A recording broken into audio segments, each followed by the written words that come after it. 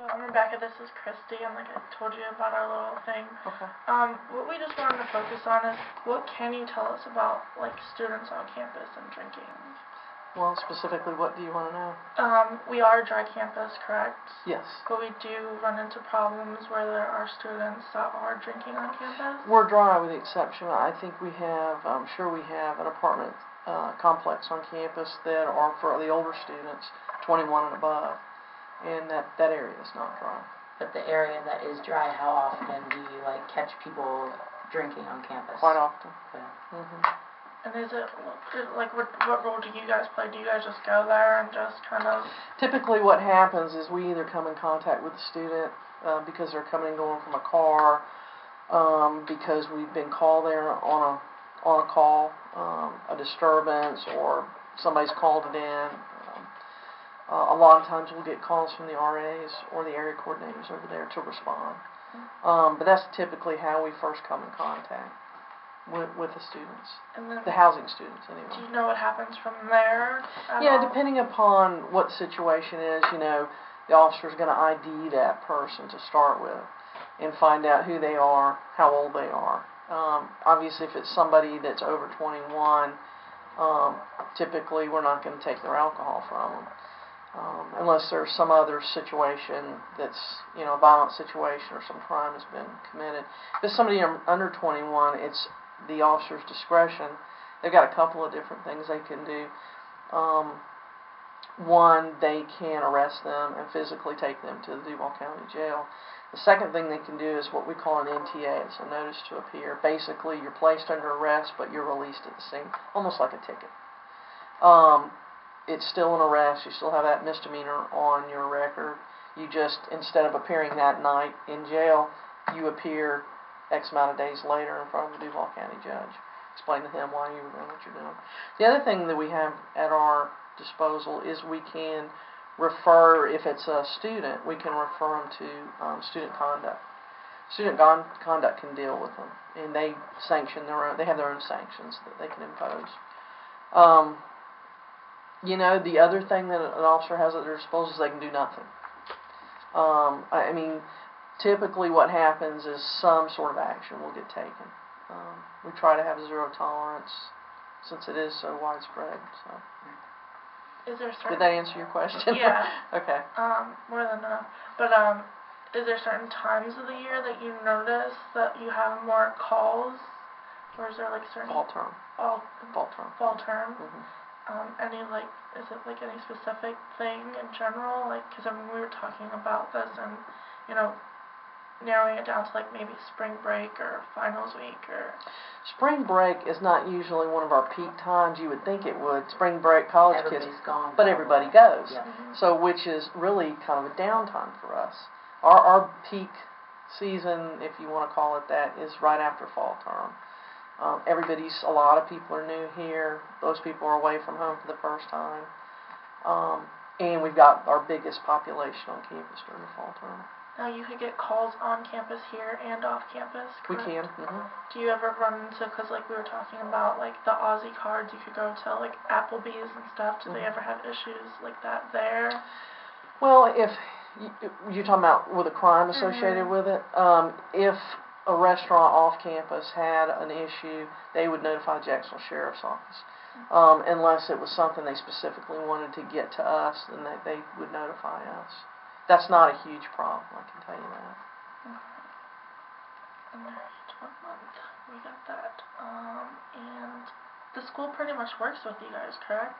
Yeah. Do you guys do programs together or anything like that? We do. We do a lot of programs. In fact, we have an officer that's assigned specifically to housing, our housing officer, and that's all she does is she's a liaison between the police department and our housing area, housing department, and she actually patrols during peak hours in housing to address issues like that, do programs, things of that nature. Okay, because when we were talking to some college students, some people just don't even know where they can get where they can go for alcohol-related, education and stuff like that, or Really? don't know of anything else. Did you have a lot of people asking for such as that?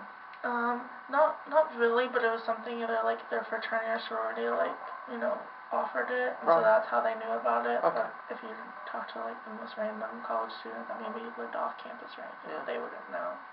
Yeah, I think any of the professors, I would suspect, or most of the people who work on this campus, if a college student was to go to them and say, hey, I need to get some help, I need to get some information, they would pretty much know where to direct them. So we try to educate the faculty. Are you from this area? I am. You are? Mm-hmm. Do you, like, in comparison to, like, other college campuses, would you think we're, like, normal, or? Normal in terms of? Like, just the way that, college age drinking and stuff, because, like, you associate certain schools with certain things. I feel like it's less, like. Well, I went to the University of Florida, and that's a bigger population down there than it is here. Of course, I went there a long time ago, and so times and trends have changed.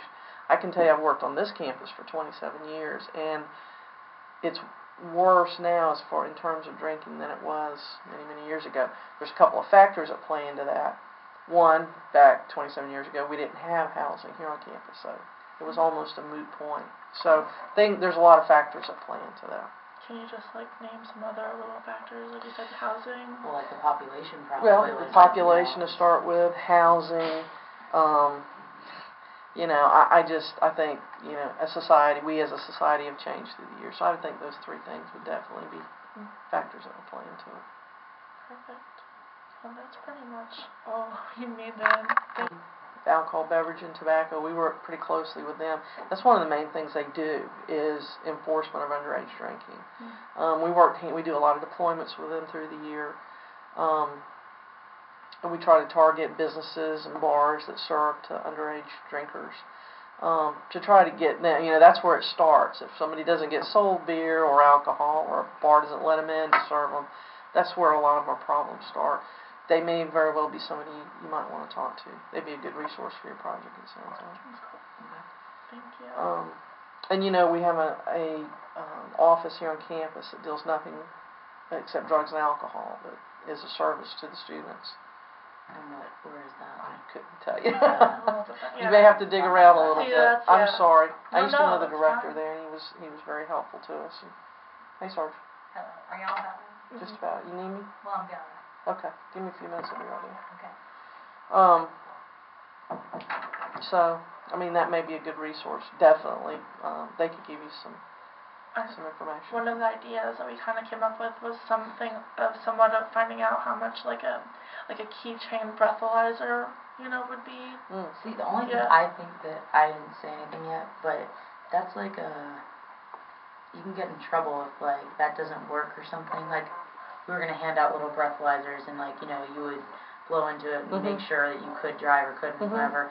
But that's kind of like a lawsuit or something. Like if like that breathalyzer little keychain didn't work and like you blew into it and said, okay, you can go drive, like you're under, and then you go and drive and then get a DUI or something.